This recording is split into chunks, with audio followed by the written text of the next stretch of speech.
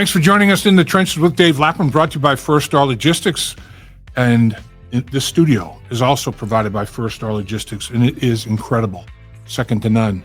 Talk about a great working atmosphere. Whew, we got it. First Star is awesome, as is our guest, Chris Sims. Chris Sims was a heck of a high school football and basketball player.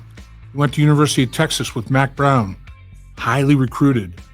Had a great career, 26 wins, second most all time when he was done playing there, 26-6 as a starter at Texas. He gets drafted by John Gruden and the Tampa Bay Buccaneers in the third round, and has an 8-year NFL career with multiple teams in the National Football League. Where he has made his mark, though, is as a broadcaster. He understands the game of football. He communicates the game of football as well as I've ever seen. He is highly sought after. CBS, NBC. I mean, what show hasn't Chris Sims been part of? I mean, it's a phenomenal scenario during the course of the football season, everything that Chris Sims does. He talks about all his experiences, and he talks about veteran free agency, how the Cincinnati Bengals did. Talks about the upcoming draft, prospects on the table for the Cincinnati Bengals. Chris Sims knows football. Chris Sims can communicate football. You're going to like it.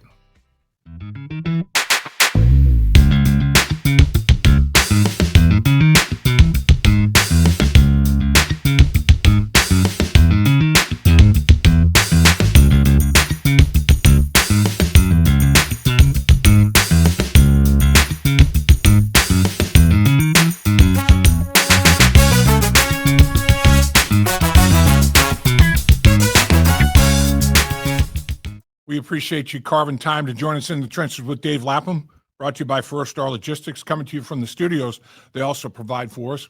And we know there's a lot of things you could be doing, but boy, did you make a good call, because we got a guest that's second to none. This guy, Chris Sims, is a football savant in terms of knowledge, but also in terms of communicating that knowledge. I mean, a lot of guys know a lot about football, but they can't communicate it.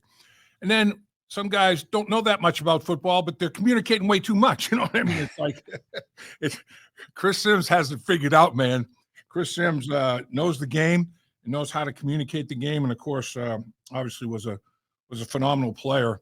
I got to do some of his games with Mac Brown down there at Texas, and phenomenal. 26 wins at the time, 26-6 at the time when you get out of Texas. Second all time to a guy named Bobby Lane. Not bad.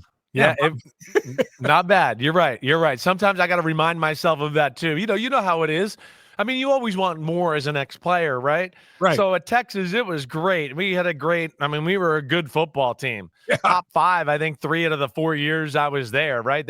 But and a lot of times as a competitor, you're the same way, I'm sure, where you go, damn, we didn't win the national championship. It almost feels like a failure, right? That's the expectations you had. But yeah, we did do a lot of good things. We had issues with that team up in Oklahoma. They kind of annoyed me a little bit through my college years. They messed up a lot of my plans. Yeah, Stoops is on a roll up there. That's right. I'm liking your set though, man. I mean, in the trenches, both helmets. I love that white Bengals helmet too. Yeah. That's a nice look, man. You're big time. Yeah, right.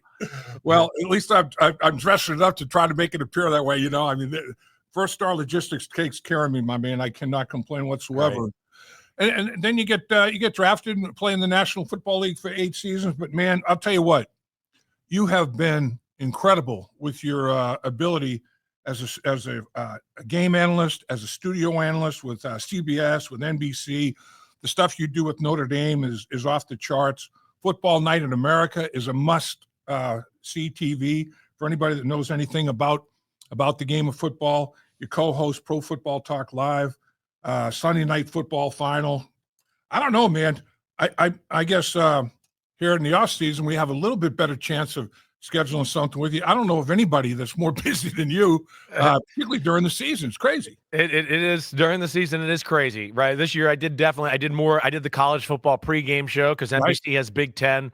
So yeah, I go through some stretches during the season where I might go a few weeks without a day off or anything like that. But that's just the way it is. Those are good problems to have. That's for sure. And as you know, the NFL football doesn't slow down. It doesn't slow down. I mean, I maybe not on camera as much this time of the year, but the work doesn't slow down because I'm trying to keep up with the draft and all these guys. And of course, it's a never ending list of research and trying to dig into that. So exciting times. I'm excited for where I am in my career. And this is a good time of the season in NFL football. Even though we're not playing games, there's a lot of things to talk about and look forward to here with the draft 10 days away. Exactly. Before we hit the draft, let's hit veterans free agency here just a little bit, what the Cincinnati Bengals have done. And basically, they have followed organizational philosophy to a T, which was started by the legendary Paul Brown. In Cleveland, he drafted players, developed players, and kept his players. And that's what he wanted to do here in Cincinnati. His mantra, his motto was draft, develop, retain. And that's what they've done a pretty good job of here in Cincinnati. Definitely. Drafting them, developing them, and retaining them. They got an eye for the draft. There's no doubt about that. People want to – you could say what you want about the Bengals. They know talent. And there's been a lot of talent on that football team, you dating back to Marvin Lewis and those teams there, which says a lot to the people evaluating. And Mr. Brown, of course, the owner, who I know is involved in that as well. No, absolutely. I mean, he is definitely hands-on in that regard. What they've done, and of course, Jamar Chase is not a free agent, but they extend him to a mega deal. There's no question about that. They gave him life-changing money, 4 years, $161 million. They signed T. Higgins, 4 years, $115 million. Between those two guys, they're right at, and on an annual basis, I know you can do things salary cap wise and all that sort of thing, but on an annualized basis, like $70 million a year. Yeah, those two guys, and then Joe Burrow, they've already got extended. Gesicki, they gave a 3-year deal, $25.5 million. BJ Hill, 3 years, $33 million. There's not a whole lot of contract. There's only one 5-year contract right now that has been executed.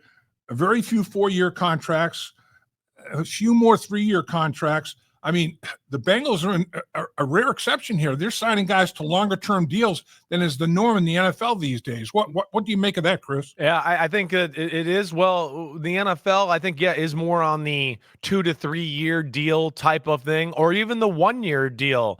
And let's see this guy. It's year 7. He's been good, but he had a down year or so. We'll give him a 1-year contract. And I don't know if he does well. Hey, maybe we'll give him a little more of an extension. If not, right, it was only 1 year. We can find somebody else to plug in there, draft, whatever. But I do think nobody wants to be tied or have their hands tied for a long period of time in the NFL right now.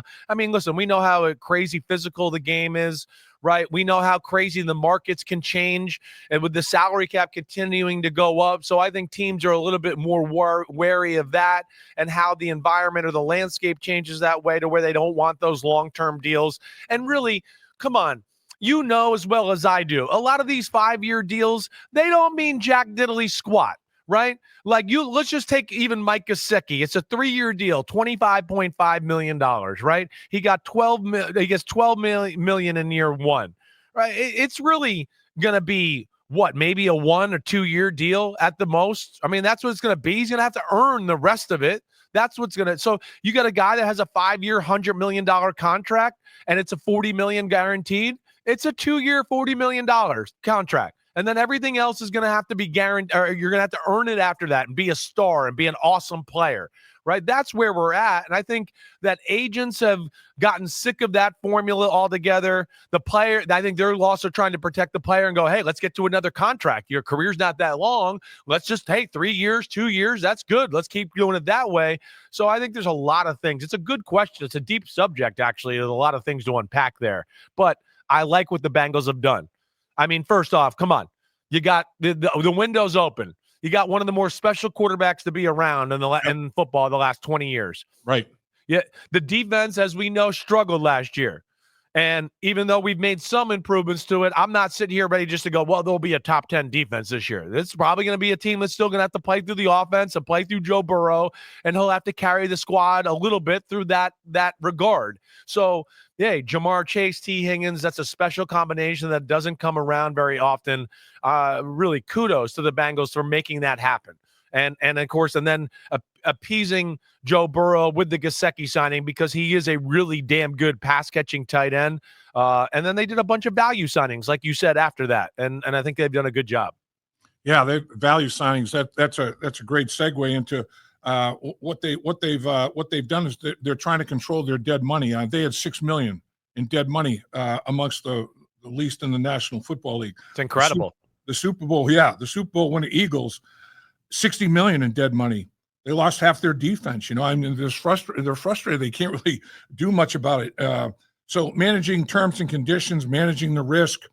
The 49ers, $66 million. Yes. Money. I mean, it's like right. So they're doing a pretty good job. I mean, they when they try to solicit free agents, they're like, okay, we're going to do a contract that the way we're going to structure it, it's not going to be an ego contract. It's going to be structured such that we want you to fulfill your contract here. We fully anticipate fulfilling your contract. That's what none of these 5-year deals where, like you say, the last 3 years of it, that's where all the money is. And it's like, dude, you're out. You're gone. You're out there in free agency, man. You're out there, trying to find the next sucker as such. So I think the way they try to handle it in this era of free agency seems to be pretty responsible. It is very responsible. I mean, maybe too responsible in some ways. Okay. And I'm not trying to be a jerk by any stretch of the imagination. And I know it's not my money and it's easy to talk about it when it's not your money. Right.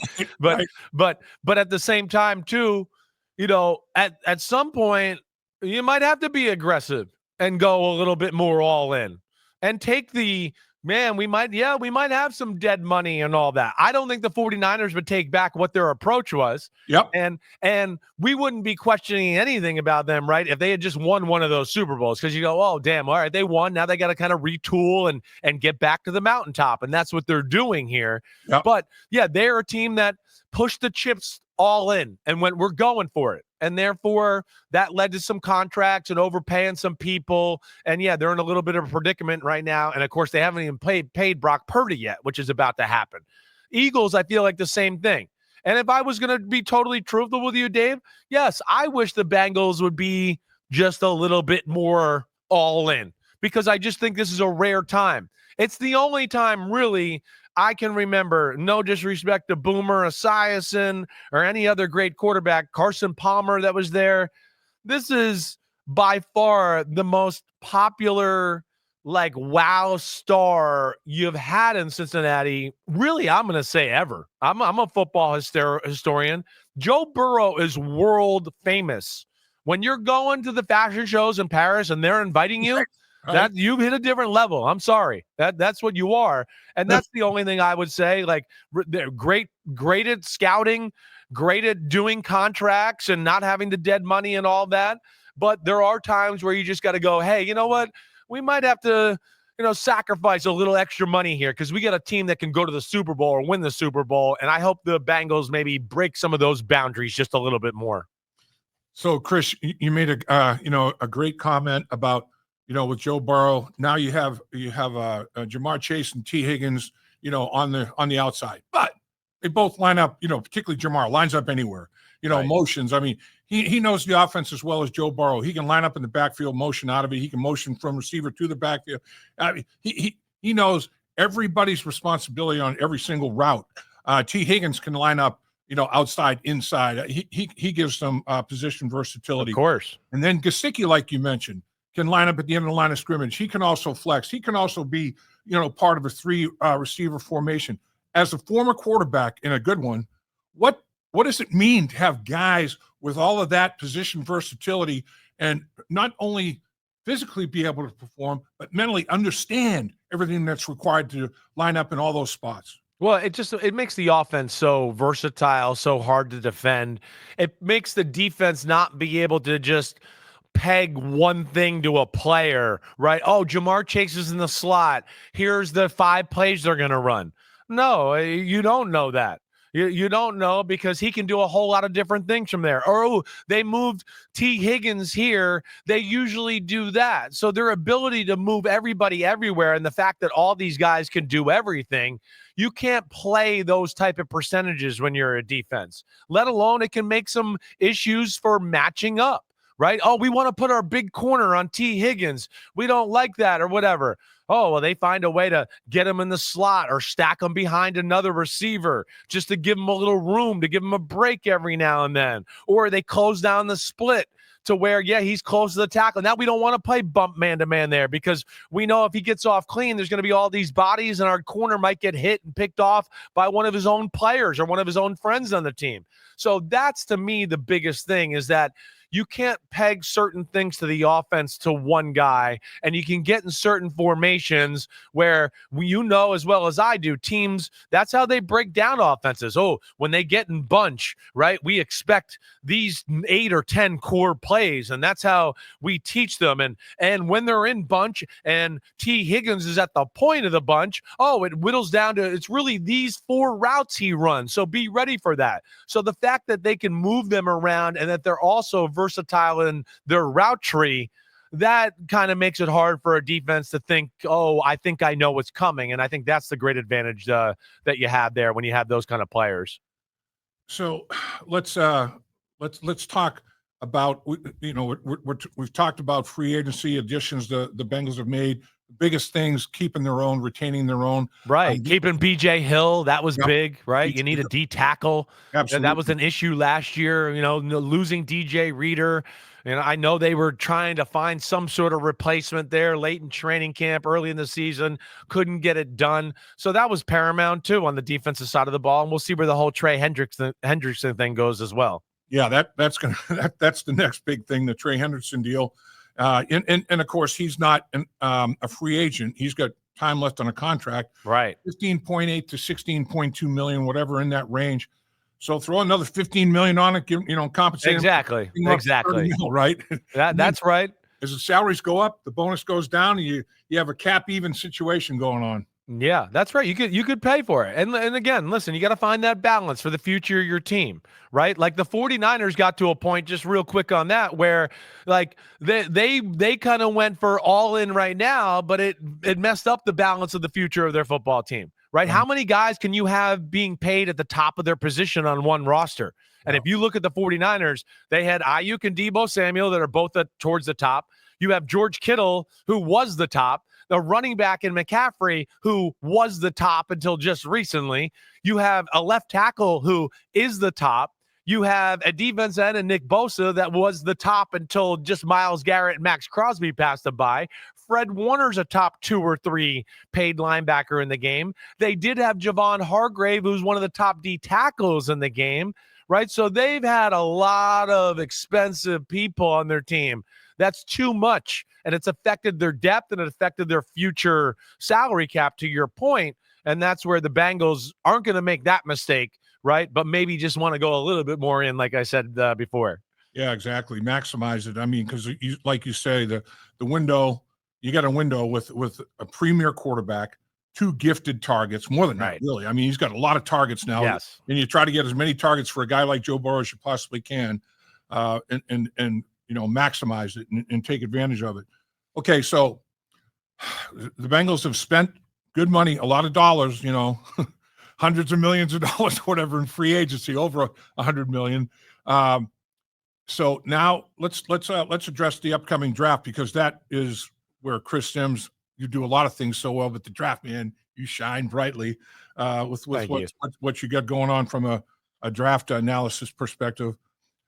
This year's draft, you can never predict, oh, this guy's a Hall of Famer. Here's a future Hall of Famer. I mean, that's foolhardy. But you can say, man, there's X number of prospects that are, kind of can't miss to, make some kind of a roster and make serious contributions. And there are those players. But the thing about this draft that kind of impressed me, Chris, is that, you have a few of those guys, and then there might be a little bit of a drop, not significant. And then for a long run, there's a bunch of players that you can definitely. Yeah. Definitely. You're spot on there, right? We might be limited in superstars in this draft a little bit, guys that we just go like, oh, no brainer, right? Top 10 pick or top 20 pick. There's, I think, fewer special players maybe in this draft as compared to other years. But like I've stated exactly kind of your point on my podcast over and over. Kind of no position group that I've gone through. Okay, yeah, there's a top 2 or 3 guys and they're damn good. I get it. But like you said, I'd get down to 4, 5, 6, 7, 8, 9, and 10. And I go, damn, I mean, they're all good. And I could see I might have this guy 4, and I could see another team going, no, I think he's 7. I got this guy at 4. It's that close. So there is some great depth at a lot of positions in the draft. And guys where, again, I go, he might not be a superstar, but he's going to start on a team for like 8 years in the NFL. And that's a damn good draft pick. So there's a little bit more of that to be had in this draft, maybe than other years where it could be top heavy with superstar type players. The Bengals have 6 picks in this year's draft. They have pick number 17, 49, 81, 119, 153, 193. I think what we're talking about here, and they've done this before, at number 17, kind of right in the middle of the first round, kind of a sweet spot, if one of the really good tight ends slides and is available there at 17, and there's a team like I can't believe that he's still, that Warren's still there, say, for example. Oh, my God, you run to the podium if that happens, right? Right. You run. But then the Bengals, be it maybe one of the wideouts, they're pretty stacked at the wide receiver position. I mean, I would think, and they've done this before, trade back. You know, if you've got a handful of players, 4 or 5 players, they do their, like, you rank your prospects 1 through 50, 1 through 75. They Bengals to have their board or whatever, and everybody's board's different because you do have to factor in need. It's, you know, it might not be as big a factor with every organization, but at some point you have to address players you need. It's right. There's no doubt. So every board is a little bit different, but they've got groupings. And say at 17, there's a grouping of 4 or 5 guys that we're happy with, any one of these guys. And then a guy slides. It's like, boy, we didn't even have him in our grouping. Now, so now people start calling. You know, it's like, all right, what do you give me? I mean, if you can trade back and pick up an extra 2, 3, or 4 in this draft, I think you're in high cotton. There's some great value there. Agreed. I mean, yeah, some of those picks down the line, you said 81 and on. I mean, yeah, this is a year where in my notes where, you know, I have pages and pages of players, right? Where I just go through and I do it. Check you out. I got a lot of 60 to 80, 65 to 85, right? I mean, more players than actually fit in that number. All right? I feel like I've written 65 to 85 70 times, right? So there's only 20 spots there, and I've written it 70 times, to your point. But that's where you kind of see it. You go, damn, some of these guys in other years, they're going to be a late 2nd round pick or an early 3rd round pick. They're going to be available in the 4th round in this draft, and that's where it's exciting. So trade down, certainly, I could see that. It depends what kind of position they're kind of targeting. I think that's going to be a part of this too. You know, the tight end thing, you know, whether it's a Tyler Warren that fell to him, Colston Loveland is certainly worthy of a top 25 pick. He's the best run blocking tight end of the draft, let alone he's awesome in the pass game too. So you have that pass rusher, right? Do they feel like the landscape of the pass rusher to where maybe that could be on their radar? Would they want to take one at 17? Or do they want to roll the dice and go, you know what? We think 2 or 3 other good ones will be here if we trade down to 27, 28, whatever it may be, right? The other thing I would say that falls into this, and you kind of alluded to this to a degree, and this is where I don't know what's going to happen with the draft. Lack of superstar players. A lot of them might be off the board by the time 17 comes around. Is there going to be anybody worth trading up for at that moment? Right. You know, that's going to be another. And maybe is a Shadur Sanders sitting on the board and somebody finally goes, hey, we're going to trade up and get the quarterback. We're going to do that. Because I can certainly see him being on the board still at that time. It's not that crazy if you really kind of look at the draft and go, wait, if the Saints don't take Shadur Sanders, where does he fall? So that could lead to some teams going, hey, let's look to trade up. He might be there, blah, blah, blah. So there's a lot of interesting things here to look at. But when I do look at the Bengals, you know, I look at some of the needs, and I do look at some defensive linemen that could be there that could help them out, and especially the edge guys with Trey Hendrickson getting older. We know that. And unproven Osai on the other side as of right now, and the retirement of Hubbard and all that. So I'll be interested to see what their attack is, Dave. I agree. And Chris, I see, big need for me, interior offensive linemen. They've got some behemoths. They got some genetic freaks at the tackle position. Yes, they do. The interior of their offensive line, Kappa is now a Las Vegas Raider.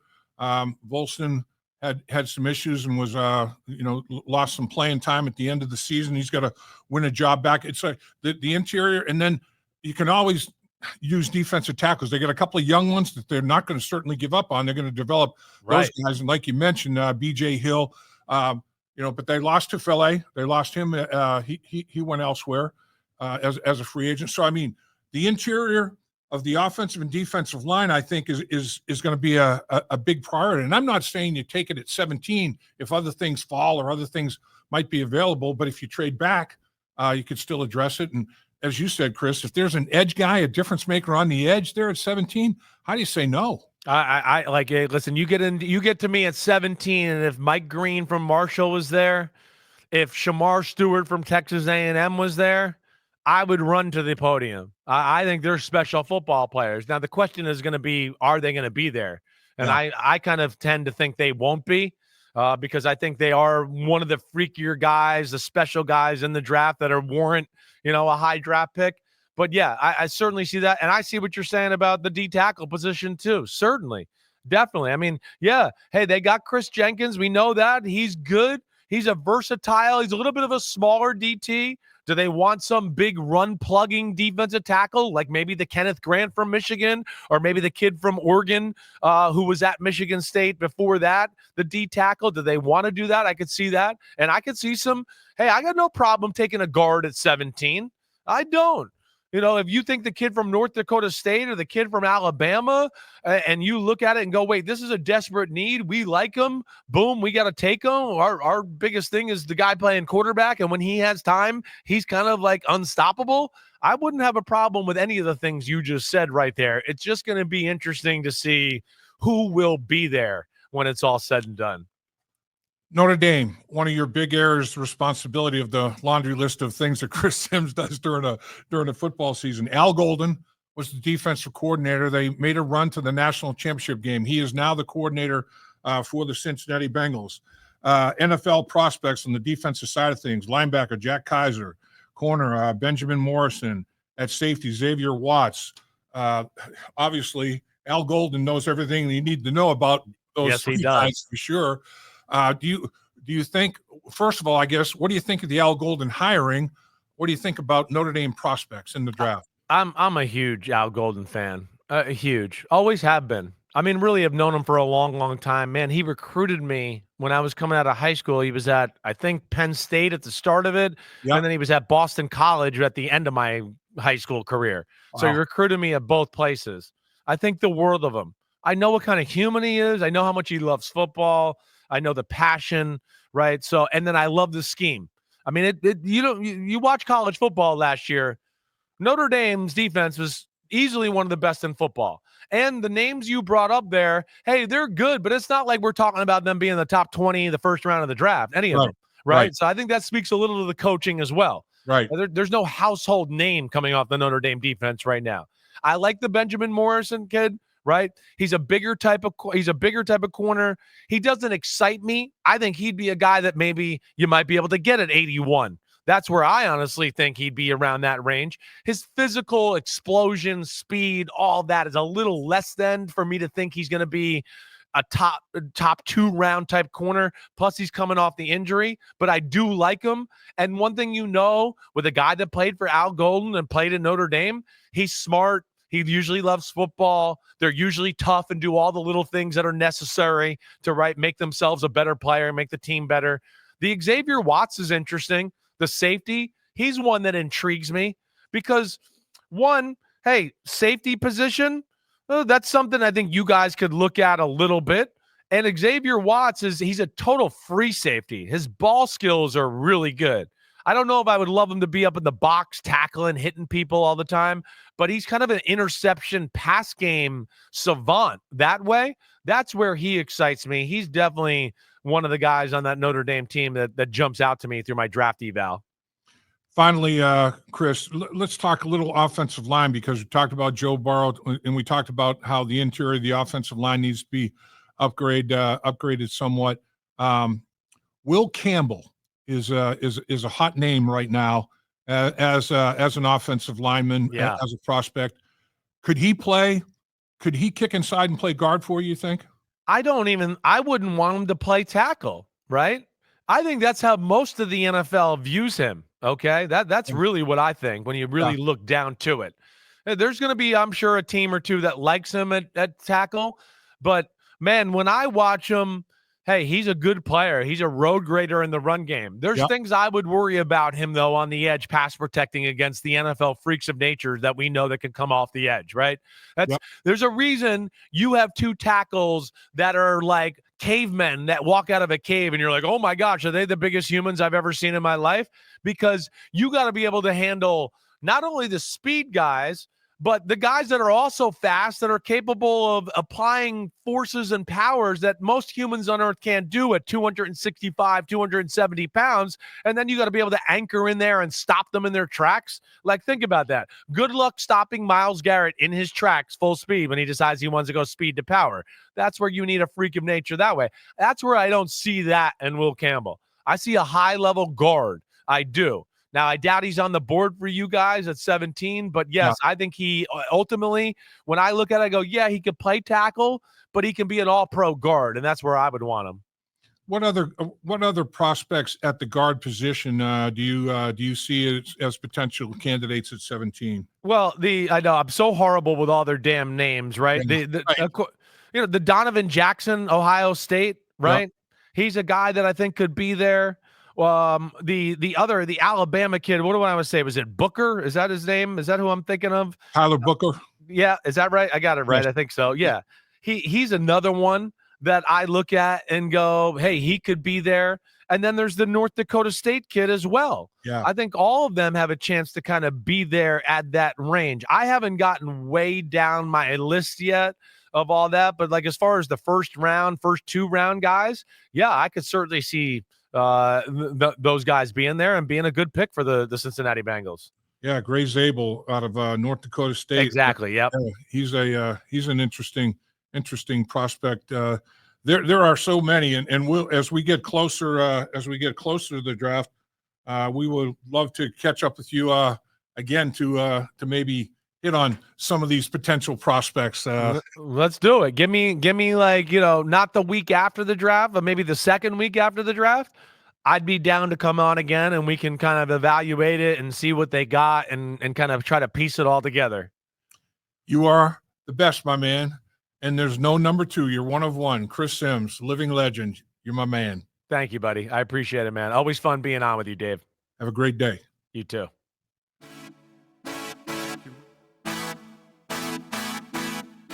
Dave Lapham here. While games are over for the season, there's no off-season for In the Trenches with Dave Lapham or First Star Logistics. First Star Logistics gave away great prizes during the season, which will continue with exclusive content in the First Star Media Group YouTube channel. So please, do me a favor. Subscribe to In the Trenches, hit the like button, and visit the First Star Media Group YouTube channel for exclusive content and special giveaways.